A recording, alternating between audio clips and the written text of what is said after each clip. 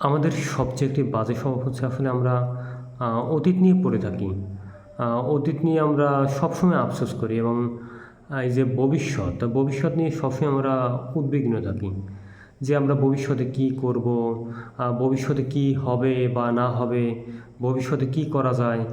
এই নিয়ে আমরা এতটা উদ্বিগ্ন থাকি যে আমরা আ সবসময় মাথার ভিতরে এই বিষয় নিয়ে খুবই চিন্তা হয় আমাদের।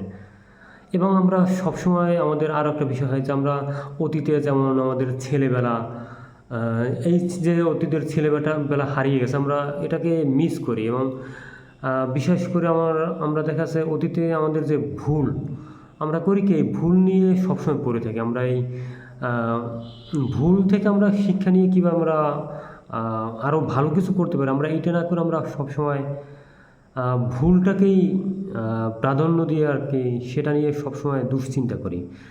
যার কারণে আমাদের সমস্যা হয় কি? যে আমরা এটা নিয়ে এত টেনশন এবং চিন্তায় থাকি, যার ফলে আমাদের বর্তমান নষ্ট হয়। আমরা বর্তমানে যে ভালো কিছু করব, ভালো কিছু হবে, এটা হয় না। আসলে একটা জিনিস খেয়াল করে দেখেন, আসলে আমরা আ অতীতেও বাস করি না এবং ভবিষ্যতেও বাস করি না। আমরা আসলে উম উম বসবাস করি সবসময় বর্তমান নিয়েই।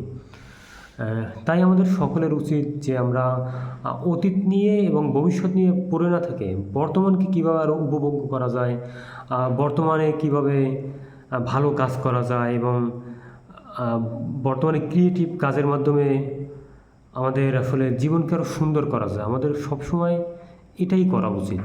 কিন্তু আমাদের অতীত এবং ভবিষ্যৎ নিয়ে পড়ে থাকলে চলবে না।